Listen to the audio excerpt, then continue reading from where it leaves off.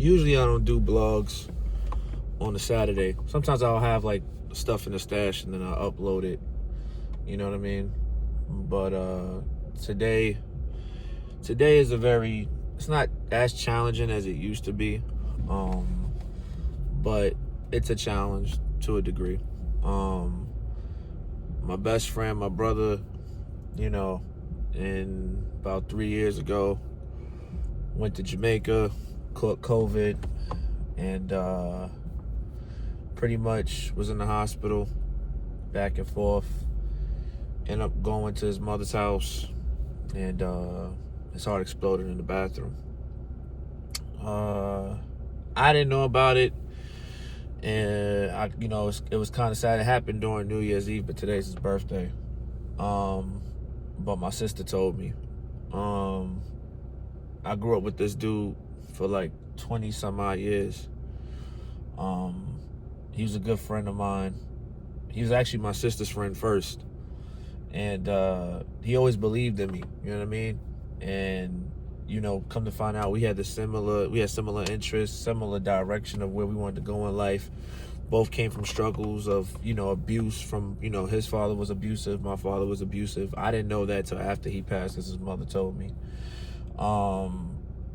And I mean, we shared everything from video games to anime to music. He was always the guy I went to. I was there for his hardships, when, he had his first child, when he had his child, not his first child, he only had one kid.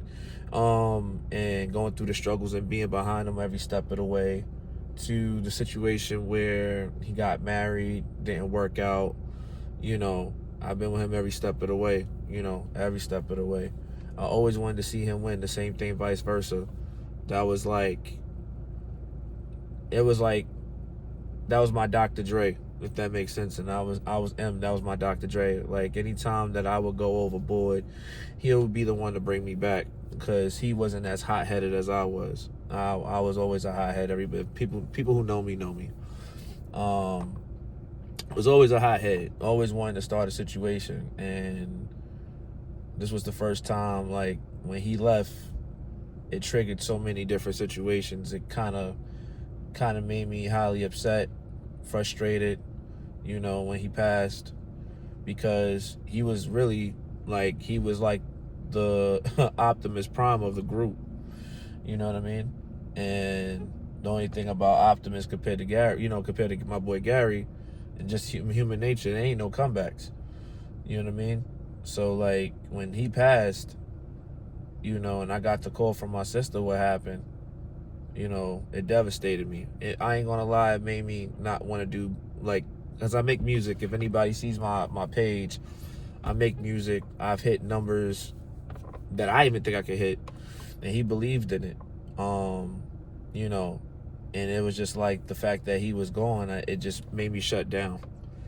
I didn't want to do anything anymore.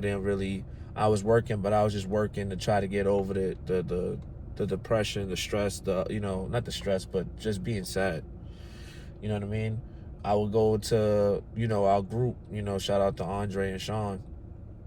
I would go to them, and and my son too, because he was close to my son Corey as well. And pretty much put up a face to make it seem like everything was okay with me, but it wasn't. I was going through a lot. You know what I mean? Nights I would literally be upset and just let the tears fall, because I just had to. 20 some odd years, almost 30 pretty much. And, I mean, just to not to have him there. Somebody who helped me when I had my breakup with the mother of my kids, and I came back to New York. The first person I went to go see was him, And even though I was going through my depression, and he knew I was a hothead, he knew who I was, he sat there and made sure that I had, he worked in the hospital downtown Brooklyn hospital.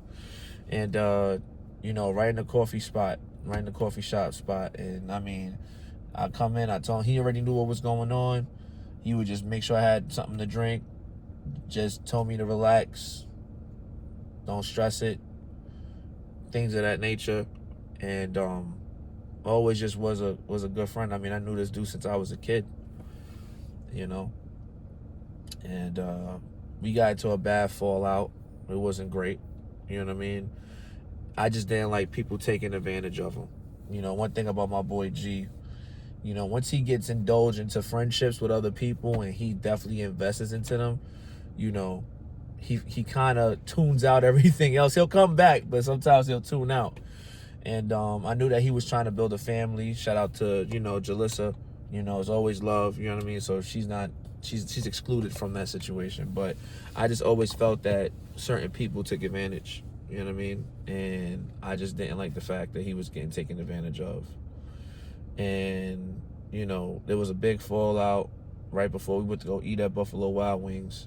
And, yeah, I remember calling him, and he said that he was in the hospital. He wasn't feeling good. And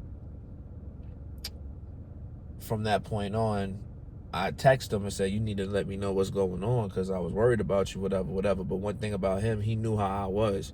I was always highly protective of him. I was always worried about him. He knew I was a worry. What something happened to Gary, I was the first one to jump and be like, what's going on with my brother? You know what I mean?